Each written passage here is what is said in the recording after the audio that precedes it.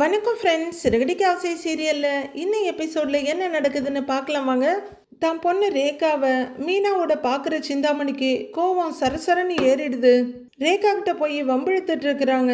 இவ்வளோ வசதியாக வாழ்ந்துட்டு முட்டாள்தனமா நீ அங்கே போய் வாழ்ந்துட்டு இருக்க. இவளுங்க அக்கா தங்கச்சி 2 பேர் பாரு எவ்வளோ விவரமா, ஒருத்தி கவர்மெண்ட் மாப்பிள்ளையும் ஒருத்தி பெரிய இடத்துலையும் செட்டில் ஆயிட்டாங்க அப்படின்னு திட்டிகிட்டு இருக்க. பணம் காசு இது மட்டும் வசதி இல்லைம்மா. நீ சொல்கிற பொருளெல்லாம் பணம் கொடுத்து வாங்கிடலாம், ஆனால் சத்யாவை எந்த பணம் கொடுத்தும் வாங்க முடியாது அப்படின்னு ரேகா சொல்ல, நீ வாழ்கிறதுக்கு கற்றுக்கிட்டே இல்லையோ, பேசுறதுக்கு நல்லா கற்றுக்கிட்ட. நான் சொல்கிறதெல்லாம் இப்போ உனக்கு புரியாது, ஏன்னா உன் கண்ணை சில பேர் மறைச்சு வச்சிருக்காங்க அப்படின்னு சிந்தாமணி மீனாவை ஜாடையாக பார்த்துக்கிட்டே சொல்கிறாங்க. உண்மை என்னன்னு உனக்கு சீக்கிரமே புரியும் அப்படிங்கிற சிந்தாமணி அங்கேருந்து போயிடுறாங்க. ரேகா மீனா கிட்ட திரும்பி வர்றாங்க. எங்கள் அம்மா பேசுனதை நீங்கள் ஒன்றும் தப்பாக எடுத்துக்காதீங்க. அது என் அம்மாவோட ஒப்பீனியன். அவங்க சொல்கிற எதுலேயுமே எனக்கு உடன்பாடு கிடையாது அப்படின்னு ரேகா சொல்ல, ரேகா நீ உண்மையிலேயே சந்தோஷமாக தான் இருக்கியா அப்படின்னு மீனா கேட்குறாங்க. என்ன, எங்கள் அம்மா மாதிரியே நீங்களும் கேட்குறீங்க? எங்கள் அம்மா சொன்ன எந்த வசதியும் அங்கே இல்லாமல் இருக்கலாம், ஆனால் சந்தோஷம் இருக்குது, நிம்மதி இருக்கு. சத்யாவும் ஆன்ட்டியும் என்னை அப்படி பார்த்துக்கிறாங்க. நீங்கள் சீதா ஆன்ட்டி எல்லாருமே எனக்கு அவ்வளவு இம்பார்ட்டன்ட் கொடுக்குறீங்க. இதெல்லாம் எனக்கு ரொம்ப புதுசாக இருக்கு அப்படின்னு ரேகா சொல்ல, மீனா சிரிப்போடு பார்க்குறாங்க. இந்த மாதிரி சிஸ்டர்ஸ் எனக்கு யாருமே இல்லை, அதனால எனக்கு இதெல்லாம் ரொம்ப பிடிச்சிருக்கு, ஹாப்பியாக இருக்கேன் போதுமான ரேகா சிரிப்போட கேட்குறாங்க. மீனாவும் நிறைவாக ஒரு சிரிப்பு சிரிச்சிட்டு இது போதும் வான்னு கூப்பிடுறாங்க. 2 பேரும் வண்டியில் அவங்கள கிராஸ் பண்ணி போக சிந்தாமணி கார்கிட்டயே நின்று பார்த்துக்கிட்டு இருக்காங்க. ரேகா அவங்க அம்மாவுக்கு ஒரு பயம் சொல்லலை, திரும்பி கூட பார்க்கல. மீனா வண்டியில் உட்காந்து அவங்க போயிடுறாங்க. ஷோரூமில் இருக்கிற மனோஜ், ப்ரோ சேல்ஸ் கம்மியாகிக்கிட்டே இருக்கு அப்படின்னு மொட்டைபாஸ் கிட்ட கேட்குறாரு. அவரு கூடவே ஜீவா நிழல் மாதிரி வந்துக்கிட்டு இருக்காங்க. கஸ்டமர்ஸ் கடைக்கு வர்றதே இல்லை அப்படின்னு மனோஜ் கேட்க, எல்லாம் ஆன்லைன்லேயே வாங்கிடுறாங்களே ப்ரோ, இப்போ யார் கடைக்கெல்லாம் வந்துட்டுருக்காங்க அப்படின்னு கேட்குறாரு மொட்டைபாஸ். நாம தான் ப்ரோ வர வைக்கணும் அப்படின்னு மனோஜ் சொல்ல, எப்படி வெளியில் நின்று போகிறவங்க வர்றவங்கள கடைக்குள்ளே இழுத்துக்கிட்டா வர முடியும் அப்படின்னு கேட்குறாரு மொட்டைபாஸ். அட்வர்டைஸ் பண்ணணும் ப்ரோ, ஏசி ஏதாவது டிஸ்கவுண்ட் போடலாமா அப்படின்னு மனோஜ் கேட்குறாரு. பாஸ் சம்மர் முடிஞ்சு மழைக்காலம் ஆரம்பிக்க போகுது, இப்போ ஏசிக்கு ஆஃபர் போட்டால் யார் சார் வாங்குவாங்க அப்படின்னு அவங்க அசிஸ்டன்ட் ஜீவா கேட்டுட, ஐயோ அது வேறையா அப்படின்னு முகத்தை திருப்பிக்கிறாரு மனோஜ். இவன் இப்படி தான் எதை எப்போ எந்த நேரத்தில் செய்யணும்னே தெரியாது அப்படின்னு மனோஜுக்கு சர்டிஃபிகேட் கொடுத்துட்ருக்காரு மொட்டைபாஸ் ஜீவா கிட்ட. மாற்றி மாற்றி பண்ணிக்கிட்டு இருப்பான், எல்லாத்தையும் ராங்காக தான் பண்ணுவான்னு அவர் ஜீவாட்ட சொல்லிட்டு இருக்காரு. ப்ரோ நான் இந்த கடை ஓனரு, அதை மறந்துடாதீங்க அப்படின்னு மனோஜ் சொல்ல, சந்தோஷ் அதை பற்றிலாம் கவலைப்படாமல் ஒரு முறைச்சிட்டு, கடையோட நிலைமை இப்படியே போனா ஓனராக கூட இருக்க முடியாதுன்றாரு அவரு. அப்போ எதுக்கு நீங்கள் என் கூட இருக்கீங்க அப்படின்னு மனோஜ் கேட்க, சரி இப்போ நீ எதுக்கு டென்ஷன் ஆகிட்டு இருக்க, முதல்ல இப்போ என்ன செய்யணும்னு யோசிப்போங்கிறாரு மொட்டைபாஸ். இப்போ ஏசிக்கு ஆஃபர் போட்டால் ஒரு பய வாங்க மாட்டான் அப்படின்னு மொட்டைபாஸ் சொல்ல, வேற என்ன பண்ணுறதுன்னு கேட்குறாரு மனோஜ். இனிமே மழைக்காலம் பாஸ், தண்ணி சூடு பண்ணுற ஹீட்டர் தான் எல்லாரும் வாங்குவாங்க அப்படின்னு ஜீவா சொல்ல, கரெக்ட், கெய்சர் தான் அதிகமாக சேல் ஆகும், வேணும்னா அதுக்கு ஆஃபர் போடுவோன்றாரு மொட்டைபாஸ். அப்போ அதுக்கு என்ன ஆஃபர் போடலான்னு யோசிங்க அப்படின்னு மனோஜ் சொல்ல, அதையும் நாங்கள் தான் யோசிக்கணுமான்னு கேட்டுக்கிட்டே நடுக்கிற மனோஜ் பின்னாடி வர்றாரு மொட்டைபாஸ். இப்போ ஜீவா மொட்டைபாஸ்க்கு நிழல் மாதிரி வர்றாங்க. வாங்குற சேலரிக்கு வேலைன்னு ஒன்று பார்க்கணும்ல அப்படின்னு மனோஜ் சொல்லிட்டு இருக்க, ஜீவா வெளியே பார்த்துட்டு, பாஸ் உங்கள் அம்மா வர்றாங்க அப்படின்றாங்க ஜீவா. அங்கே திரும்பி பார்க்க விஜயா வேகமாக வந்துட்டு இருக்காங்க.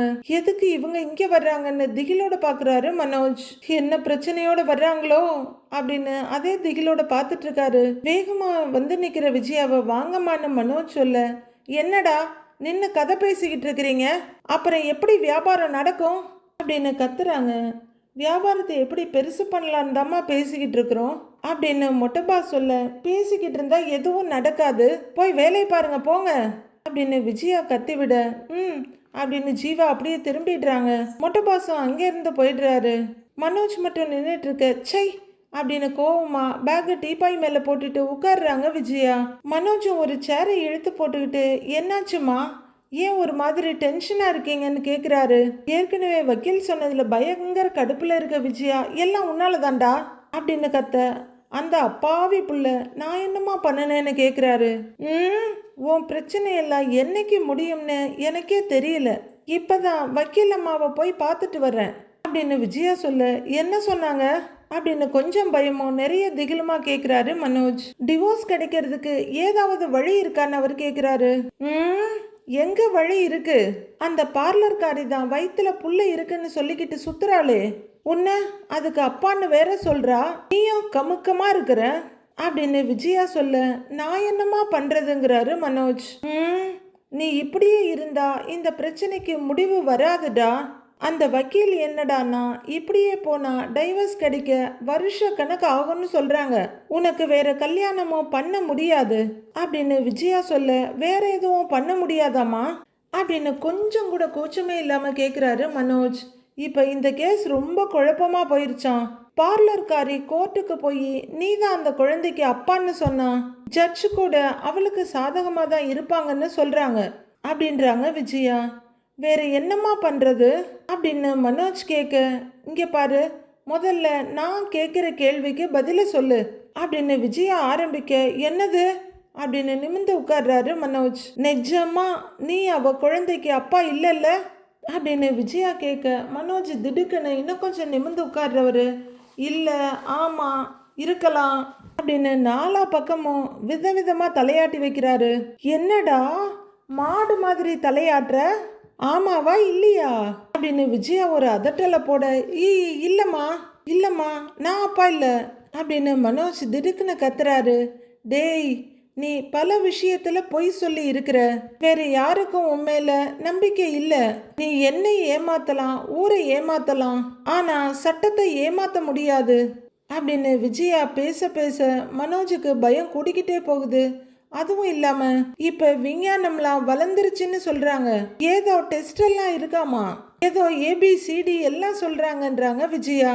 உடனே அது DNA ரொம்ப அவசியமான திருத்தத்தை கொடுக்கறாரு மனோஜ். அதான் உனக்கே தெரியுதுல்ல, அவங்க சொல்ற அந்த டெஸ்ட் எடுத்தா அந்த குழந்தைக்கு நீதான் அப்பாவா இல்லையான்னு தெரிஞ்சிரும்னு சொல்றாங்க அப்படின்னு விஜயா சொல்ல, மனோஜ் திருன்னு முழிக்கிறாரு. யூஸ்வலா மனோஜ் முகத்தை பார்க்க ஒரு மாதிரி சாந்தமா, அப்பாவியா நல்லா தான் இருக்கும், இப்ப ரொம்ப கேவலமா இருக்க மாதிரி இருக்கு, அப்படி எடுத்தா நீதான் காரணம்னு வந்தா அப்படின்னு விஜயா கேக்குறாங்க. அம்மாமா இல்லம்மா, அப்படியெல்லாம் எதுவும் வராது, நான் அப்பா இல்ல, DNA எல்லாம் கண்டிப்பா மேட்ச் ஆகாது அப்படின்னு அவசரமா சொல்றாரு மனோஜ். டேய், நீ வீட்டில் இருக்கவங்க கிட்ட ஏதாவது சொல்லி மழுப்பலாம், ஆனா நீ என்ன ஏமாத்த நினைக்காத. அந்த வக்கீல் அம்மாவை பார்த்துட்டு வந்ததுல இருந்து எனக்கே ஒரே டென்ஷனா இருக்கு. நீ பொய் சொல்றன்றது தெரிஞ்சா உனக்கு ஜெயில் தண்டனை கிடைக்கும்னு சொல்றாங்கடா அப்படின்னு விஜயா சொல்ல, இல்லம்மா எனக்கு ஜெயிலுக்கு போற யோகம்லாம் இல்லைன்னு என்னோட நியூமராலஜிஸ்ட் சக்திவேல் சொன்னாரு அப்படின்னு மனோஜ் தைரியமா சொல்ல, அவருக்கு ஒரு BGM ஓடிக்கிட்டு இருக்குது. என்னடா ஜெயிலுக்கு போறது பேர் ஒரு யோகமா அப்படின்னு பயங்கர அதிர்ச்சியோட கேக்குறாங்க விஜயா. இல்லம்மா, என் கிரகப்படி அப்படி எதுவும் இல்லைன்னு சொன்னாரு அப்படின்னு மனோஜ் முட்டாள்ன்றத ப்ரூவ் பண்ணிட்டு இருக்காரு. டேய், எல்லாத்தையும் விளையாட்டா எடுத்துக்காதடா, நீ சொல்றதுல தான் இப்ப எல்லாமே இருக்கு அப்படின்ற விஜயா ரொம்ப எதிர்பார்ப்பும் ஏக்கமுமா, அந்த பார்லர்காரி சொல்றது பொய் தானே, அந்த குழந்தைக்கு நீ அப்பா கிடையாதுல்ல அப்படின்னு விஜயா கேட்க, இல்லம்மா ஆமாம்மா நான் இல்லை, அவ பொய் தான் சொல்றா அப்படின்னு மனோஜ் சொல்ல, இப்போவாவது நம்பலாமா வேணாமான்னு ஒரு பார்வை பார்க்குறாங்க விஜயா. முன்ன அவங்க கண்ணை மூடிட்டு நம்பிட்டாங்க, இப்போ வக்கீலை பார்த்துட்டு வந்ததுக்கப்புறம் DNA டெஸ்ட் ஜெயிலுன்னு எல்லாம் தெரிஞ்சதுக்கப்புறம் அவங்களுக்கும் மனோஜை நம்புறதுக்கு தயக்கமாக தான் இருக்கு. மனோஜ் அவங்க அம்மாவை திருட்டு பார்வையா பார்த்துட்டு இருக்க யோசிக்கிற விஜயா, அப்போ ஒன்று செய், நீ அவளை பார்த்து பேசு அப்படின்றாங்க விஜயா. எதுக்குமா அப்படின்னு மனோஜ் பதட்டமா கேட்க, எதுக்கு எவன் குழந்தைக்கோ உன்னை அப்பான்னு சொல்றான்னு கேளு, எனக்கு தெரிஞ்சு அவ பணத்துக்கு தான் இப்படிலாம் பண்றான்னு தோணுது, நீ கூட கொஞ்சம் பணம் தரேன், டைவர்ஸ் பேப்பர்ல கையெழுத்து போட்டு கொடுன்னு சொல்லுங்கிறாங்க விஜயா. பணமா, அதுக்கு நான் எங்கம்மா போறதுன்றாரு மனோஜ். டேய், அதெல்லாம் எப்படியாவது ரெடி பண்ணலாம்டா, முதல்ல நீ அவகிட்ட பேசு வக்கீல் அம்மா சொல்றத பார்த்தா எனக்கே பயமா இருக்குன்றாங்க விஜயா. எந்த முகத்தை வச்சுட்டு மனோஜ் ரோஹிணிகிட்ட பேச முடியும்? அப்படியே திருன்னு பாக்குறாரு. அவ கர்ப்பமா இருக்கான்னு இன்னும் 2-3 மாசத்துல ஊருக்கே தெரிய வந்துடும். வயிறு தெரியறதுக்கு முன்ன அவளை வெட்டி விட்டுடணும்டா, இல்லைன்னா நமக்கு தான் அசிங்கம். புரியுதா அப்படின்னு விஜயா கேட்க, புரியுதுமா அப்படிங்கிறாரு மனோஜ். ஏய், உன் மேல இருக்கிற நம்பிக்கையில தான் வக்கீல் அம்மா கிட்ட ஸ்ட்ராங்கா சொல்லிட்டு வந்திருக்கிறேன். அதுக்கு நீ காரணம் இல்லைன்னு எங்களை தலை குனிய வச்சிடாதடா அப்படின்னு விஜயா சொல்ல, ரொம்ப வீரமா, அம்மா என்னை நம்புங்கம்மா, அவ ஏதோ கேம் விளையாடுறா அப்படிங்கிறாரு மனோஜ். இப்போ நீ சீக்கிரம் அவகிட்ட பேசி அவ டைவர்ஸ் பண்ணாதான் உனக்கு இன்னொரு கல்யாணம் பண்ண முடியும் அப்படின்றாங்க விஜயா. உடனே மனோஜ் பதறி அடிக்கிறாரு. ஏன்னா ஆல்ரெடி ஒரு கல்யாணத்தை பண்ணி வச்சிருக்காரே. அம்மா அதெல்லாம் டிவோர்ஸ் கிடைச்சதுக்கப்புறம் பார்த்துக்கலாமா அப்படின்னு அவர் பதட்டமாக சொல்ல, விஜயாவை அழுத்து போய், டேய் முதல்ல டைவர்ஸ் கிடைக்கணும்டா, கடனை உடனே வாங்கியாவது அவளுக்கு பணத்தை கொடுத்துடலாம், அவகிட்ட இருந்து விடுதலை கிடைச்சாதான் உன் வாழ்க்கை நல்லா இருக்கும், முதல்ல நீ அவகிட்ட பேசு அப்படிங்கிறாங்க விஜயா. மா அவ இதுக்கு ஒத்துக்குவாளா அப்படின்னு மனோஜ் கேட்க, எப்படியாவது ஒத்துக்க வையிடா, முதல்ல நீ அவகிட்ட பேசுடா, உன்னால முடியாதுன்னா சொல்லு, நான் போய் பேசுறேன் அப்படிங்கிற விஜயா படக்குன்னு பேக் எடுத்துட்டு நடக்க ஆரம்பிக்க, அம்மா அம்மா இல்லம்மா நானே போய் பேசுறேம்மா அப்படின்னு மனோஜ் பதறி அடிச்சு பின்னாடியே வர்றாரு. சீக்கிரம் போய் பேசிட்டு சொல்லு, நான் கிளம்புறேன் அப்படின்னு வெறுப்பா ஒரு சொல்லிட்டு கிளம்புறாங்க விஜயா. மனோஜுக்கு தலைவலி, தலை சுத்தல் எல்லாம் வந்துடுது. கண்ணாடியை கழட்டி டேபிள் மேலே வச்சுட்டு சோ அப்படின்னு நெத்தியை பிடிச்சிக்கிட்டு நிற்கிறாரு. முத்துவோட ரூம்ல முத்துவோ ரவியும் பெட்ல உட்காந்துருக்க, அங்கே இருக்க ட்ரெஸ்ஸிங் டேபிள் ஸ்டாண்டில் ஸ்ருதி உட்காந்துருக்காங்க. சில்லி டாபிக் தான் இல்லை அப்படின்னு ஸ்ருதி சொல்ல, ரவியும் முத்துவும் சிரிக்கிறாங்க. அப்போது மீனா உள்ளர வர்றாங்க. அண்ணி வாங்க, ஏதோ முக்கியமான விஷயம் பேசணும்னு சொன்னா இவனும் எதுவும் சொல்ல மாட்டேங்கிறான், நீங்கள் வந்து சொல்லுவீங்கன்னு சொன்னா என்ன விஷயம் அண்ணி அப்படின்னு ரவி கேட்குறாரு. சொல்கிறேன் ரவி அப்படிங்கிற மீனா, ஸ்ருதி நான் உங்ககிட்ட ஒரு விஷயம் கேட்கணுன்றாங்க. ஸ்ருதியும் சொல்லுங்க மீனான்றாங்க. மீனா ஸ்ருதி கிட்ட வந்து நீங்க எதுவும் தப்பா எடுத்துக்க கூடாதுன்றாங்க. நான் ஏன் தப்பா எடுத்துக்க போறேன் சொல்லுங்க மீனா அப்படின்னு ஸ்ருதி பதில் சொல்றாங்க. இல்ல, நீங்க வசதியான வீட்ல இருந்து இங்க வந்த பொண்ணு, அப்படி கல்யாணமாகி இங்க வரும்போது உங்க வீட்ல இருந்த அளவுக்கு இங்க வசதி எல்லாம் இல்ல, நீங்க ஒரே பொண்ணு, நல்ல சுதந்திரமா வளர்ந்துருப்பீங்க, ஆனா இங்க அப்படியெல்லாம் இல்லைல்ல அப்படின்னு மீனா ஸ்ருதி கிட்ட சொல்லிட்டு இருக்க, 2 பேரும் என்ன சொல்றாங்கன்னு கவனமா பார்த்துக்கிட்டு இருக்காங்க. எங்களை நம்பி நீங்க கல்யாணம் பண்ணி வரும்போது உங்களுக்கு ஒன்றும் கஷ்டமா இல்லையா, எதையாவது மிஸ் பண்ற மாதிரி உங்களுக்கு தோணுச்சா அப்படின்னு மீனா ஸ்ருதி கிட்ட கேட்க, ரவி இதெல்லாம் நாமளே கூட கேட்டிருக்கணும்டா, அண்ணி எவ்வளோ பொறுப்பாக கேட்குறாங்க பாருன்னு முத்துவை பார்க்குறாரு. ஆமாண்டா கரெக்டு தான், அவங்க மனசில் என்ன இருக்குன்னு தெரிஞ்சுக்கணும்ல அப்படின்ற மாதிரி அவரும் தலையை ஆட்டுறாரு. நீங்கள் எப்படி இங்கே எல்லாத்தையும் அட்ஜஸ்ட் பண்ணிட்டு இருக்கீங்க அப்படின்னு மீனா கேட்க, நீங்கள் கேட்கறது எல்லாமே கரெக்டு தான். உங்கள் ஃபேமிலியவே எடுத்துக்கோங்க, நீங்கள் எல்லாரும் சின்ன வீட்டில் தான் இருந்தீங்க, ஆனால் சத்யா கல்யாணம் பண்ணியிருக்கிற ரேகா பெரிய பணக்கார வீட்டு பொண்ணு, அவ இப்போ உங்க வீட்டில் இருக்கா. ஸோ நீங்க அதை மனசுல வச்சு தான் இதை கேட்குறீங்கன்னு நினைக்கிறேன் அப்படின்னு பாயிண்ட்டை பிடிச்சிடுறாங்க ஸ்ருதி. நான் சொன்னது கரெக்டான ஸ்ருதி கேட்க மீனா அசந்து போய் பார்க்குறாங்க. ரவி கொஞ்சம் பெருமையா முத்துவை பார்க்க, டேய் பலகுரல் செம்ம அறிவாளிடா, மீனா கேட்குறத கரெக்டாக புரிஞ்சுக்கிச்சு பாத்தியாங்கிறாரு முத்து. அதெல்லாம் தெளிவாக தான் புரிஞ்சுக்குவா அப்படின்னு ரவி ஏதோ இக்கு வச்சு சொல்கிறாரு. ஆமாம் ஸ்ருதி, நீங்கள் கரெக்டாக பாயிண்ட்டுக்கு வந்துட்டீங்க, நான் ரேகாவை மனசில் வச்சுக்கிட்டு தான் இப்படியெல்லாம் கேட்டேன் அப்படின்னு மீனா சொல்ல, சரி இப்போ நீங்கள் கேட்ட விஷயத்துக்கு வரேன்.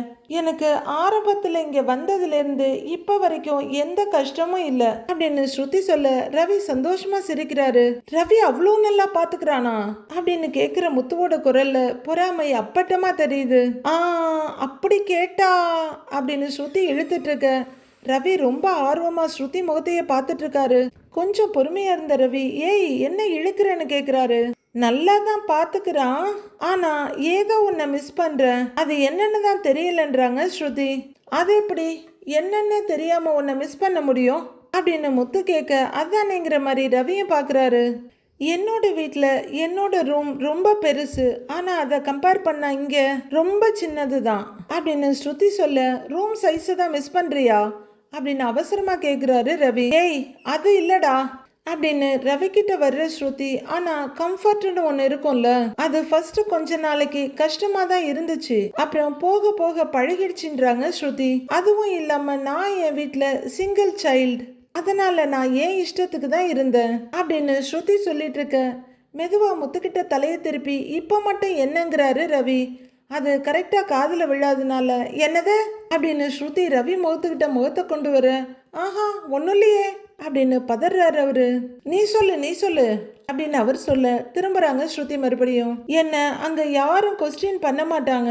இன்ஃபேக்ட் சொல்ல போனா என் அப்பா பெரிய ஜாப்ல இருந்தாரு, அவர் சொன்னா யார் வேணாலும் உடனே கேட்பாங்க. ஆனா நான் அப்படி இல்லை, அவர் பேச்சையே கேட்க மாட்டேன், அது அவருக்கே தெரியும். அவங்களும் பெருசா எனக்கு எந்த அட்வைஸும் பண்ண மாட்டாங்க அப்படின்னு ஸ்ருதி சொல்ல, அப்புறம் எப்படி ஸ்ருதி இங்க வந்து எல்லாரையும் அட்ஜஸ்ட் பண்ணி போறீங்க அப்படின்னு ரொம்ப ஆர்வமா கேக்குறாங்க மீனா. எல்லாத்துக்கும் மேல இவனை எனக்கு ரொம்ப பிடிக்குமே அப்படின்னு ஸ்ருதி பட்டுன்னு சொல்லிட, ரவி அப்படியே ஸ்டெப்பா பரவசமாகறாரு. அந்த இடத்துல டக்குன்னு ஒரு இனிமையான அமைதி உருவாக ஆரம்பிக்குது. ஸ்ருதி சொன்னதை கேட்டு ரவி அப்படியே காதலோட ஸ்ருதியவே பார்த்துட்டு இருக்க, அது காந்தம் மாதிரி இழுக்க அவங்க கண்களும் ரவியவே காதலோட பார்த்துட்டு இருக்கு. இதை பார்த்து முத்துவும் மீனாவும் மைல்டா சிரிச்சிட்டு இருக்காங்க. அதனால எனக்கு இங்க இருக்கிறதுல ஒரு பெரிய ப்ராப்ளமே இல்லைன்றாங்க ஸ்ருதி. தட்ஸ் ஒன்லி பிகாஸ் ஆஃப் ரவின்னு சொல்லிட்டு மறுபடியும் சிரிப்போட ரவியை பார்க்க, ரவி இப்ப அப்படியே முழு மனதோட சிரிப்போட பார்த்துட்டு இருக்காரு. மனசுக்கு பிடிச்சவனோட சேர்ந்து வாழ ஒரு லைஃப் கிடைச்சா அங்க இந்த மாதிரி ஸ்டேட்டஸ் எல்லாம் பார்க்க வேண்டிய தேவையே இல்லை. எல்லாமே இருந்தும் நமக்கு பிடிச்சவங்களோட வாழ முடியலன்னா அப்புறம் லைஃப்ல என்ன இருக்கு அப்படின்னு ஸ்ருதி சொல்ல, மீனாவும் ஒரு பெருமூச்சு சிரிப்போட நீங்க சொல்றது கேட்க கேட்க ரொம்ப சந்தோஷமா இருக்கு அப்படின்றாங்க. ரவியும் முத்தும் ஒருத்தர் பார்த்து சிரிச்சுக்கிறாங்க. பட் என் விஷயத்துக்கும் ரேகா விஷயத்துக்கும் நிறைய டிஃபரன்ஸ் இருக்கு. ரேகா வீட்டை கம்பேர் பண்ணும்போது உங்க வீடு ரொம்ப சின்னது, அதனால ரேகா ரொம்ப அட்ஜஸ்ட் பண்ண வேண்டியதா இருக்கும் அப்படின்னு ஸ்ருதி சொல்ல, முத்து அப்படியே யோசனைய ஆராய்ச்சியுமா பாக்குறாரு. பட் எல்லாத்துக்கும் மேல அவ லவ் பண்ண பையனோட இருக்கிறதுனால அவளுக்கு பெருசா எந்த ப்ராப்ளமும் இருக்காதுன்னு நினைக்கிறேன் அப்படின்னு ஸ்ருதி சொல்ல, மீனா முகம் சுருங்கி போய் தான் பாக்குறாங்க. அப்படின்னு முத்துவும் தலையாட்ட ரவியும் தலையாட்டுறாரு. வந்த பொண்ணை சந்தோஷமா வச்சு பாத்துக்க நாமளும் ஏதாவது ட்ரை பண்ணணும். அவங்களுக்கு தேவையானத நம்மளால முடிஞ்ச அளவுக்கு பண்ணி கொடுத்தா அவங்களும் ஹாப்பி ஆயிடுவாங்கல்லன்னு கேக்குறாரு ரவி. மீனா உதட்டுல ஒரு சின்ன சிரிப்போட யோசனையோட எல்லாரையும் மாறி மாறி பாக்குறாங்க. அப்போ ரவியோட மொபைல் ரிங்காக, சரி எனக்கு ஒரு கால் வருது, நான் போய் பேசிட்டு வரேன், அவர் வெளியே போறாரு, நான் போயிட்டு வந்துடுறேன்னு ஸ்ருதிக்கிட்டையும் சொல்லிட்டு அவர் போறாரு. எனக்கும் தூக்கம் வருது, நானும் கிளம்புறேன், குட் நைட் அப்படிங்கிற ஸ்ருதி குட் நைட் முத்துன்னு சொல்லிட்டு கிளம்புறாங்க. குட் நைட்டுங்கிறாரு அவரும். அவங்க ரெண்டு பேரும் போனதும் டக்குன்னு ஒரு அமைதி வந்துடுது. முத்து யோசனையா உட்கார்ந்துருக்க, மீனா மெதுவா அவர்கிட்ட நடந்து வந்து என்னங்க யோசிக்கிறீங்கன்னு கேக்குறாங்க. பல குரல் சொல்றப்பதான் தெரியுது ரேகா பாவம் அந்த வீட்டுல கொஞ்சம் சிரமப்பட்டுட்டு தான் இருக்குது போலங்கிறாரு முத்து. அதுக்கு தான் ஸ்ருதி பதில் சொன்னாங்களே, மனசுக்கு பிடிச்சவங்களோட வாழ்ந்தா எல்லாம் சரியாயிடும்னு அப்படின்னு அவங்களுக்கு தோதான பாயிண்ட் எடுத்து சப்பக்கட்டு கட்டுறாங்க மீனா. கரெக்டு தான், இருந்தாலும் எனக்கு ஒரு ஐடியா தோணுது அப்படின்னு முத்து சொல்ல, என்னங்கன்னு கேக்குறாங்க மீனா. நாளைக்கு நீயும் நானும் ஒரு இடத்துக்கு போறோம், போகும்போது என்னன்னு தெளிவா சொல்றேன் சரியா? இப்ப எதையும் யோசிக்காம வந்து படுத்து தூங்கு சரியா அப்படின்னு முத்து அவர்கிட்ட இருந்த தலைவணிய மீனாவுக்காக வச்சுட்டு அவரு ஃபிளாட் ஆயிடுறாரு. ஆனா மீனா யோசனையா அப்படியே நின்றுட்டு இருக்காங்க. அடுத்த நாள் மனோஜ் ஷோரூம்ல உட்கார்ந்துட்டு இருக்காரு. அவர் பக்கத்துல சக்திவேல் உட்கார்ந்து இருக்காரு. வந்த ஸ்டாக் எல்லாம் செக் பண்ணிடுங்க சரியா, எல்லாம் கிளியரா இருக்கணும் அப்படின்னு மொட்டை பாஸ் இன்ஸ்ட்ரக்ஷன் கொடுத்துட்டு மனோஜ் கிட்ட வர்றாரு. அப்போ கடைக்கு கனகா வர்றாங்க. வர்றவங்க ஒரு ஃப்ரிட்ஜை பார்த்துட்டு, ஹை புது பீரோ அப்படின்னு ஒரு ஃப்ரிட்ஜை திறந்து பார்த்துட்டு வந்துட்டு இருக்கு. மனோஜ் அவங்கள பார்த்துடுறாரு. சக்திவேல் அவரோட லேப்டாப்ல சீரியஸா ஒர்க் பண்ணிட்டு இருக்காரு. கனகாவை பார்க்குற மனோஜ், ஐயோ இவ இதுக்கு இங்கே வர்றா அப்படின்னு கொஞ்சம் சத்தமா சொல்ல, சக்திவேல் வேலையை விட்டுட்டு அங்க பாக்குறாரு. நீ தானே தாலி கட்டின புருஷன், அப்போ உன்னை பார்க்க வரதான் செய்வாங்க அப்படிங்கிறாரு சக்திவேல். அங்கிருந்து வந்த கனகா மனோஜோட கையை பிடிச்சிட்டு, ஏய் ஹஸ்பண்ட் வா போலாம், நீ ஏன் வீட்டுக்கே வரமாட்டேங்கிற, வா போலான்னு கையை பிடிச்சி இழுக்கிறாங்க கனகா. ஐயோ நான் தான் சாயந்தரம் வர்றேன்னு சொன்னேன்ல, நீ எதுக்கு இப்போ இங்கே வந்த அப்படின்னு மனோஜ் கேட்க, ஏன்னா நான் உன்னோட ஒய்ஃபு, நீ என்னோட ஹஸ்பண்ட் இல்லை, அப்போ நீ என் கூட தானே இருக்கணும். அம்மா சொன்னாங்க வா வீட்டுக்கு போலான்றாங்க கனகா. அவங்க அம்மா எதை சொல்லி கொடுத்துருக்காங்களோ இல்லையோ இதை நல்லா சொல்லி கொடுத்துருக்காங்கன்னு சக்திவேல், முட்டைபாஸ், ஜீவா 3 பேரும் பார்த்துட்டு இருக்காங்க. ஐயோ நீ போ கனகா, நான் வர்றேன் கனகா, இப்போ எனக்கு வேலை இருக்கு, நான் சாயந்தரமா வர்றேன் சரியான்றாரு மனோஜ். இல்லை இல்லை முடியாது முடியாது, நீ இப்பவே வா, கூட வரணும், நீ வந்தாதான் நான் வீட்டுக்கு போவேன் அப்படின்னு கனகா அவரோட கையை பிடிச்சி விடாம இழுக்க, ப்ரோ அதான் கூப்பிடுறாங்கல்ல போயிட்டு வாங்கன்றாரு மொட்டைபாஸ். கடுப்புல திரும்புற மனோஜ், ப்ரோ பேசாம இருங்க நீங்க வேற அப்படிங்கிற மனோஜ் மறுபடியும் கனகா கிட்ட திரும்பி, கனகா நீ வீட்டுக்கு போ, சாயந்தரம் நான் வரேன் அப்படின்றாரு மனோஜ். ஆஹா மாட்டேன், நீயும் வா அப்படின்னு கையை பிடிச்சி இழுக்க, ஐயோ வசமா மாட்டிக்கிட்டாரேன்னு மொட்டைபாசும் ஜீவாவும் பாக்குறாங்க. அப்போ ஜீவா வெளியே பார்க்க அங்க முத்துவும் மீனாவும் வந்துகிட்டு இருக்காங்க.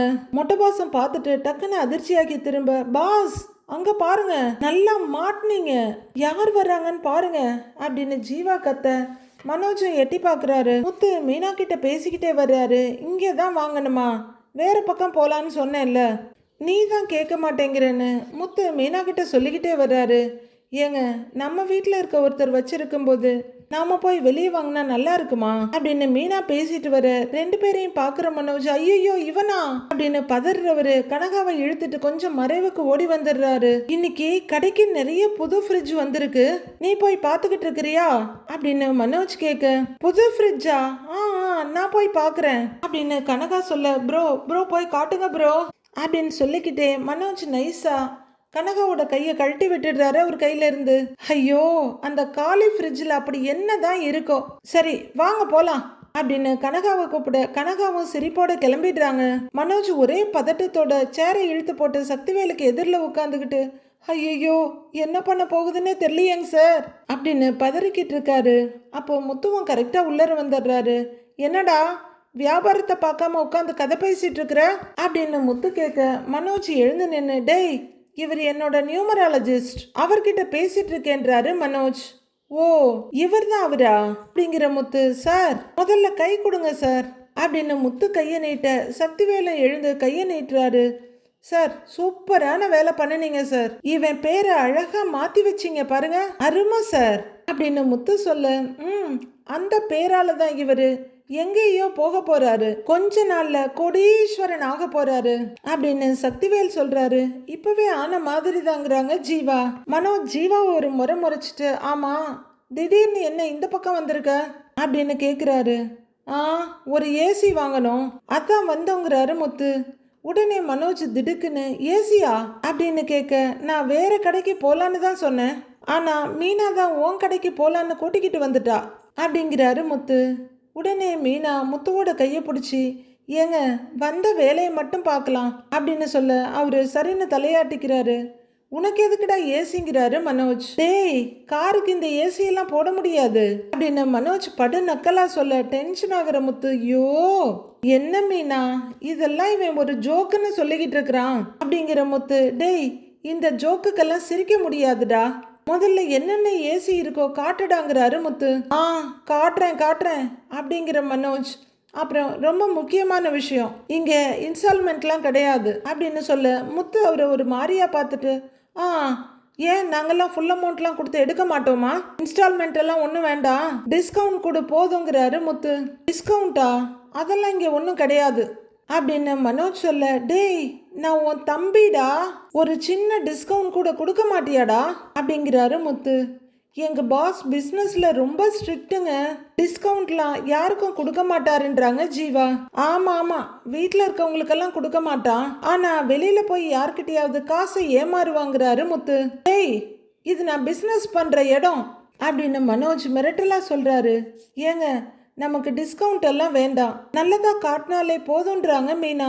ஜீவா போய் ஏசி காட்டு போ அப்படின்னு ஏதோ நாயை துரத்து விடு போன்ற மாதிரி மனோஜ் சொல்றாரு. ஓகே பாஸ் அப்படின்னு ஜீவா போக கூடவே முத்துவும் மீனாவும் போறாங்க. எப்படியோ பேசி அவங்கள அனுப்பிட்டாலும் மனோஜ் பயங்கர டென்ஷன்ல இருக்காரு. அப்போ ஒரு ஃப்ரிட்ஜுக்குள்ள தலையை விட்டு எடுக்கிற கனகா, ஹா அப்படின்னு ஒரு டீப் பிரீத் எடுத்துக்கிட்டு வெளியே வர்றாங்க. அந்த பக்கம்தான் முத்துவும் மீனாவும் வர்றாங்க.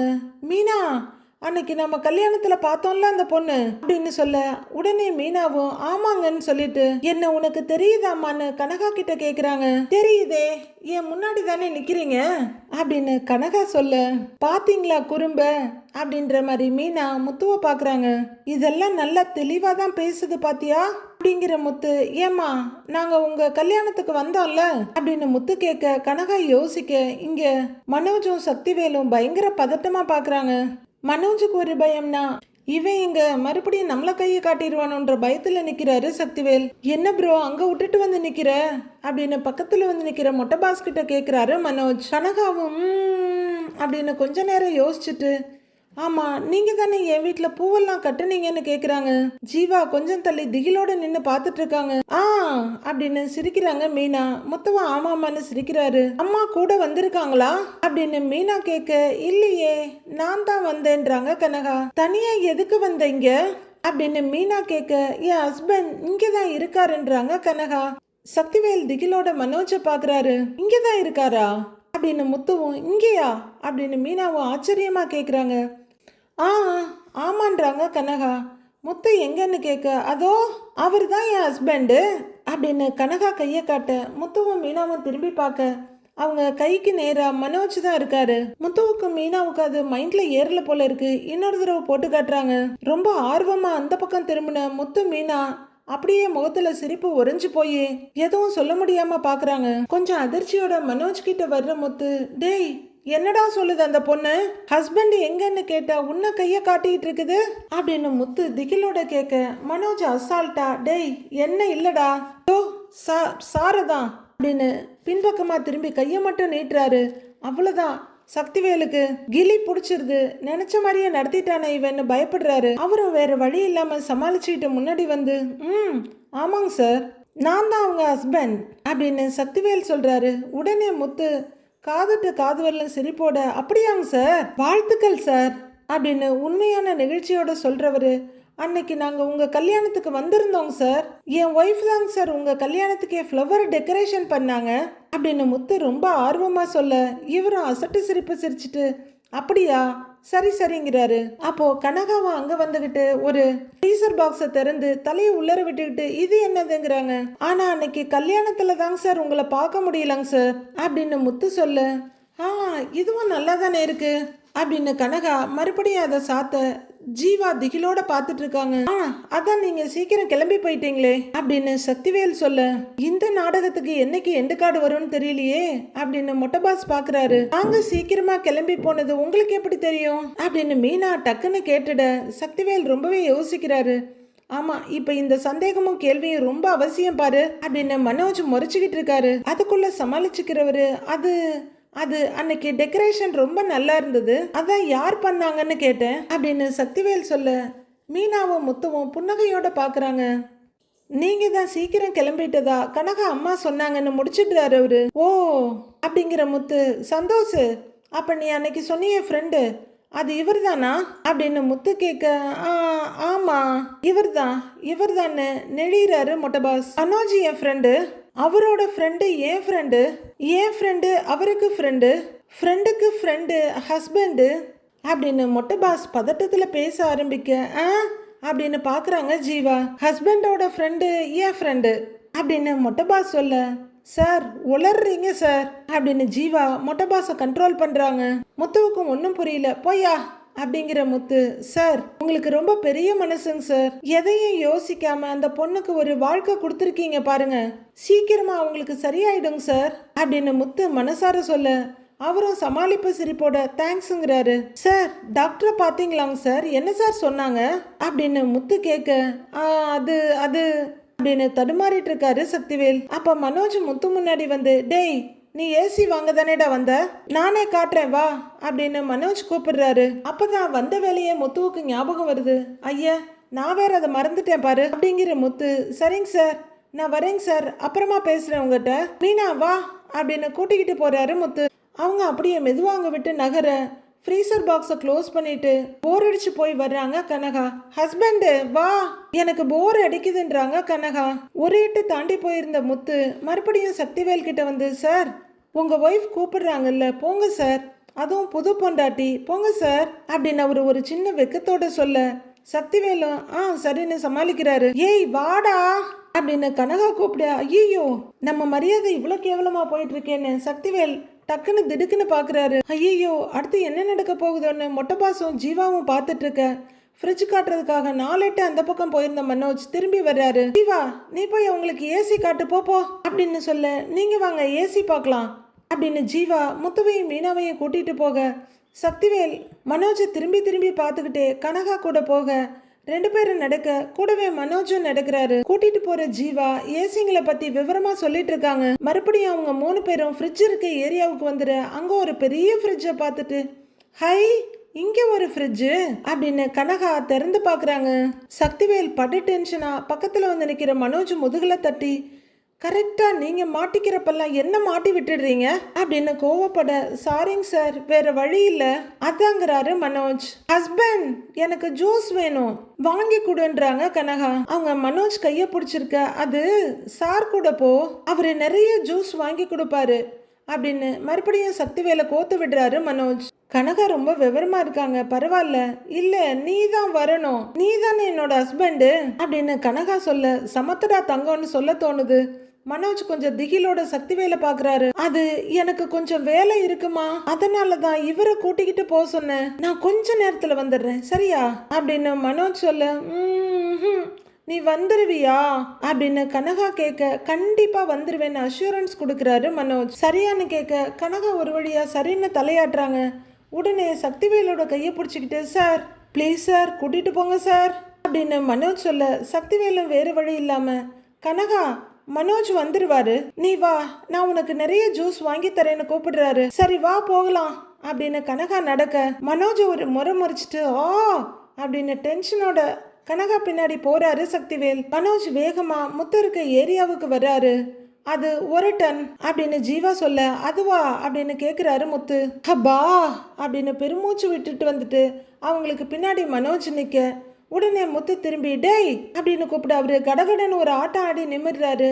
என்னடா அவங்க போயிட்டாங்களான்னு முத்து கேட்க, யாரு அப்படின்னு மனோஜ் கேக்குறாரு. அதான்டா புதுசா கல்யாணம் ஆன ஜோடி இருந்தாங்கல்ல அவங்க தான் அப்படின்னு கேக்குறாரு முத்து. அவங்க அப்பவே போயிட்டாங்கன்றாரு மனோஜ். ஓ அப்படின்னு முத்து மறுபடியும் ஏசி பக்கம் திரும்ப, ஆமா ஏசி யாருக்கு வாங்குறேன்னு கேக்குறாரு மனோஜ். ஏன் யாரு எதுக்கு எங்கன்னு எல்லாம் சொன்னாதான் கொடுப்பியா, சரி அந்த ஏசி எப்படி இருக்கும்னு கேக்குறாரு முத்து. மீனாவை அந்த ஏசியை திரும்பி பார்க்க, சார் அது நல்ல கம்பெனி தாங்க சார், 3 இயர்ஸ் வாரண்டி இருக்கு, 1 டன் தான், நல்ல பிரைஸ்ன்றாங்க ஜீவா. அப்படின்னு மீனா பார்க்க, மீனா உனக்கு ஓகே தானே என்ன முத்து கேக்குறாரு. ஏங்க அதை பத்தி எல்லாம் எனக்கு என்னங்க தெரியும், நீங்க எது வாங்கினாலும் எனக்கு ஓகே தான்றாங்க மீனா. டேய் அப்ப அந்த ஏசியை பேக் பண்ண சொல்லு அப்படின்னு மனோஜ் கிட்ட சொல்ற முத்து, அதை மாற்றுறதுக்கெல்லாம் ஆளுங்கன்னு கேக்குறாரு. அதுக்கெல்லாம் டெக்னீஷியன் வருவாங்க, எந்த அட்ரஸ்க்கு அனுப்பணும்னு மனோஜ் கேக்குறாரு. டேய் நீ பில்ல போடுறா, கையோட நான் அதை எடுத்துட்டு போறேன் வாடா அப்படின்னு முத்து முன்னாடி நடக்க, என்னடா இவன் முறைச்சுக்கிட்டே மனோஜ் பின்னாடி போறாரு. மீனாவும் முத்துவும் மீனாவோட அம்மா வீட்டுக்கு வர்றாங்க. அம்மா அம்மான்னு மீனா கூப்பிட, வா மீனா அப்படின்னு வெளியே வர்றவங்க முத்துவையும் பார்த்துட்டு வாங்க மாப்பிள்ளங்கிறாங்க. வாப்பா உள்ளர வைப்பான்னு சொல்ல, ஒருத்தர் கொண்டு வந்து ஏசி பாக்ஸை உள்ளர வைக்கிறாரு. என்ன இது அப்படின்னு சந்திரா கேட்க, ரேகாவை அங்க வர்றாங்க.